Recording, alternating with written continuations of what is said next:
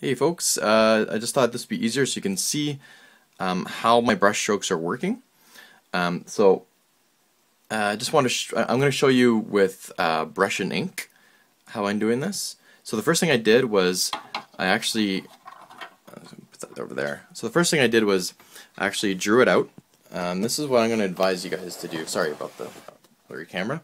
I'm going to advise you to draw it out first if you want to do it with pen and ink. So I did it in a kind of a harsher pencil so I can see what I'm doing. After that, you guys have a light table. I didn't have a light table at home, so I used a window. And I put this watercolor paper over on top because that's going to be easier to work with ink. Pretty much anything works fine though with ink. You get different benefits to using different types of paper, but I'm going to use watercolor because you guys are going to have access to watercolor and it's a pretty good medium. So there are, again, there are different brushes. You can see the thicker one back here that I'm using, and this is the thinner one for getting nice close lines. You also have access to this. It has its own benefits. If you like sort of the more square styles, less flowy, this is a really good tool to use. So it does have its benefits. You're probably going to be using some watercolor brushes, and this is a watercolor brush. I also have water here, you can see, and I have different types of ink that I use, but this one here is the one very close to what you guys are going to be using, so I'm going to use it in this little tutorial thing we're doing. So I'm just going to take the cap off. There we go. And I'm just going to show you some brush strokes. But before that, I just want to note, you see how little X's I have here? Those X's are, I put them there to let myself know that these are going to be black areas, all black. So that'll help me so I don't forget. So I'm just going to take a little bit of ink here. Some of the brushes you might have might collect too much, so you might want to just drag it off. You could always use your towel. I have an old sock here somewhere that I'm using to do just that. So I'm just going to show you the different types of brush strokes in this area here because it's going to be black anyways. So you can see when I touch lightly and I press harder, I get a very nice line going from thick to thin, and that looks really nice. And you can't get that with these types of tools. You can't get it with this. You can, but it doesn't look as smooth. So I find the brush is a little more versatile, and you're going to have a chance to do that. You can also, it's also beneficial to, so obviously I have less ink on my brush now, so I could do the same thing and see how it just kind of, it's breaking apart. That's its own sort of look. It's kind of neat. Some of the storybooks I'm going to be showing you, kids books, I'm going to be showing you actually use that style a lot. It's kind of neat. So I'm just going to show you what I'm doing here. I'm just going to take a little more ink. So what I'm doing is, you can see all these areas with the X's, and I'm going to fill that up with ink.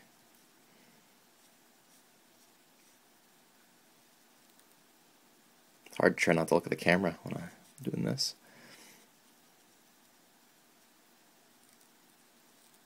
So you see how I'm actually giving myself quite the wide range around my pencil strokes? That's because eventually it is going to bleed in. The ink bleeds forward. Oh, this is really blurry. Sorry guys, maybe if I move this up a bit, it's not so bad. Do that again. Just using my iPhone. Couldn't find a better camera.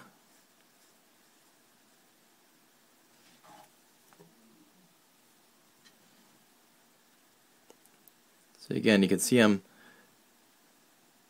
trying to be as flowy as possible, and then I'm pushing outwards. And you can see I've actually left certain areas white, because remember, you can't, with ink or even pencil really, it's very hard to go from white to add white later. I mean, there are tools you can use. Okay, so I just wanted to show you really quick my finished product, and I want to point out some of my mistakes so you guys can try to avoid them. You can see I went high contrast to the blacks and the whites. Probably the things I'd advise are, you can see here I went too thick. I put too much black on the scales. They're far too thick in comparison to everything else, which is much more cut and dry. I like these lines better. You can see these wobbly lines better. I think it stands out more. I want to point out too some of these sort of almost look like hair lines that I did, and some of the cross hatching I did on the nose. Some of the detailing I did. A lot of the nicer stuff I did wasn't used the brush. I pulled out my handy old nib pen, which we have lots of. I'm just going to brush it on because it's full of water. I'm going to give this another shot. So you want to dip it in. Depending on what kind of nib you have, mine doesn't collect much in the reservoir. You can see it's just low at the bottom. So I'm just gonna do a little. Where can we put that? Maybe in the eye. I just want to show you how nice some of these lines. See, it makes that crinkling noise.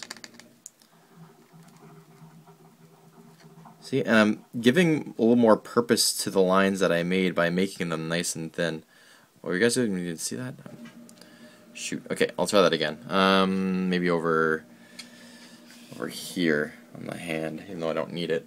Oops, I just dunked my shirt into the ink. Fantastic. There we go. Okay.